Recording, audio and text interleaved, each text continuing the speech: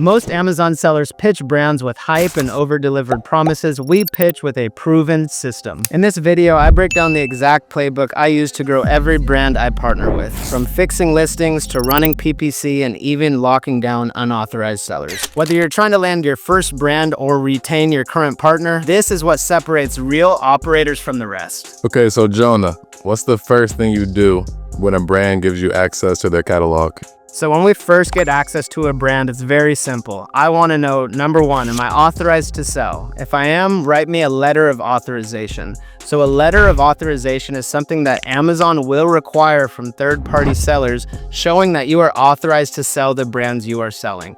If you don't have this, you're going to have trouble ungating products, and a lot of brands you won't be able to sell. So when we start working with brands, first I get authorized. Then I get all of their media assets. So most brands have marketing materials. They either have a Dropbox, a Google Drive, whatever it is, I have them give access to me. Why? Because then me and my team will create the listings, all the graphics, any type of content the brand needs to improve their presence on Amazon. After we have all the assets, then it's time to place the order. So when we have the price sheet ready, we go through, put together our order and send it to the brand. From there, we are now working on the listings. Once you have access to all these things, you also want to get brand registered. So once you're brand registered with the brand, you are their authorized partner. So you have access to everything from it being brand analytics, different tools that most brands don't know you have access to. Once you get brand registered, there's so much you can do with it, but you have to get that dialed in from the start. So once you get brand registered, the letter of authorization, you have all their assets, you then want to place the order. So we have all this ready,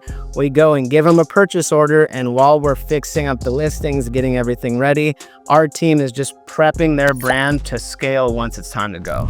Jonah, what separates a top 1% Amazon seller from everyone else? Yeah, so top 1% Amazon seller, I would say, is somebody who has brand relations. So you are either the brand or you have direct relationships with the brand. It's very hard to be a top 1% seller if you're reselling products and are not authorized and 100% direct with the brand.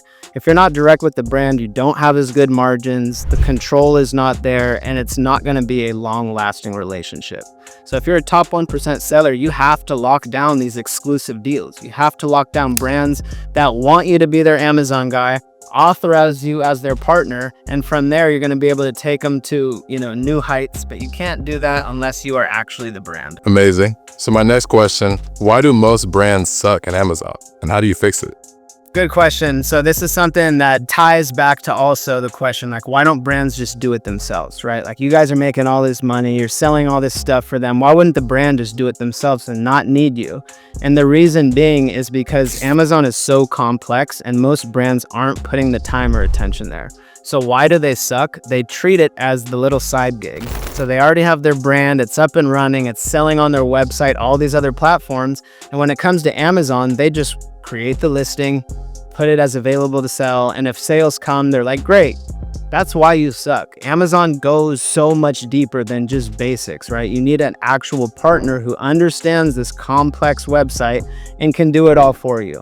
So either most brands have to hire somebody in-house, which they're going to pay 60 to 100K a year for, or they hire an agency where they're paying these high fees every month. The way we operate differently is we are wholesalers. So I'm buying the product in bulk, guaranteed profit for the brand, and since we have the team and skills, we do the Amazon for them. So if my pitch to these brands is like, yo, you guys keep developing good products, do the marketing, branding, all that. Let me handle the sales channels and building out the distribution for you. Amazing. All right, next question. We're hitting some bench press today. This is how you stay active. My next question, how important is PPC when launching a brand? What's your strategy? Yeah, so that's one of our biggest pitches when we're talking to brands, right, is advertising. So there's so many brands who are not advertising properly, and the main reason why is because they have an agency that does it all for them.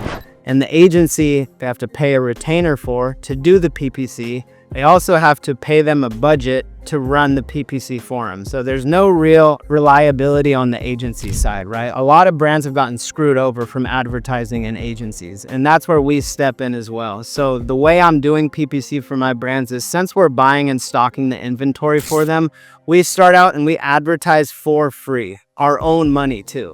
So when I'm contacting these brands and I see, hey, Products selling well, but the competitor is bidding on your guys' keywords. We realize you guys are not running any advertisements at all.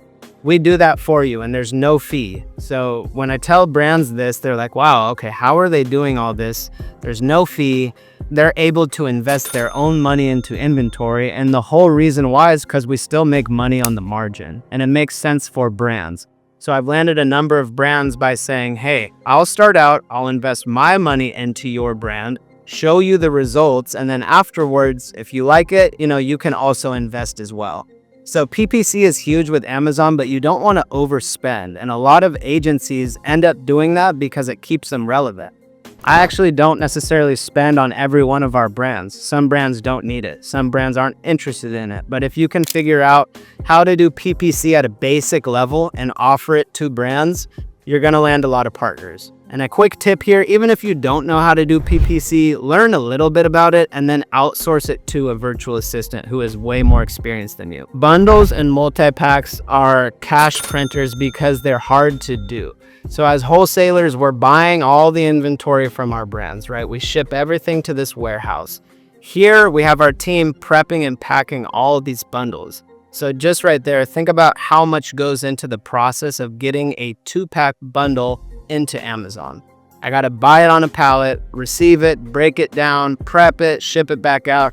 That's going to eliminate a lot of competition. So I target brands who don't have bundles and multi-packs. Why don't they have them? Because of the fulfillment. So even a brand would have to have somebody they pay to prep, ship, bundle, do all these things for them. They'd rather just not do it. For me, I go and say, I don't need an exclusive. You can continue selling to Amazon or your other partner or whatever, but I want some exclusive ASINs, and I'm going to show you my value by launching new ASINs for you. So we go ahead and with a little bit of PPC, organic reach, and keyword research, we find all the best keywords. We find how we're going to drive traffic to this listing. And then by doing a bundle and multi-pack, we don't have to compete with other sellers. Love it. Last question over in the spot. What's the most common mistake that new sellers make on Amazon? Common mistake, new sellers, they act new. Everyone thinks that you have to start reselling products and learning the game. You can go directly to brands. A lot of people are scared to do so. You can go directly to wholesalers and distributors. So the biggest error, the biggest problem with a lot of new sellers is they stay in that new seller phase too long. They start reselling and they stick with it longer than they should.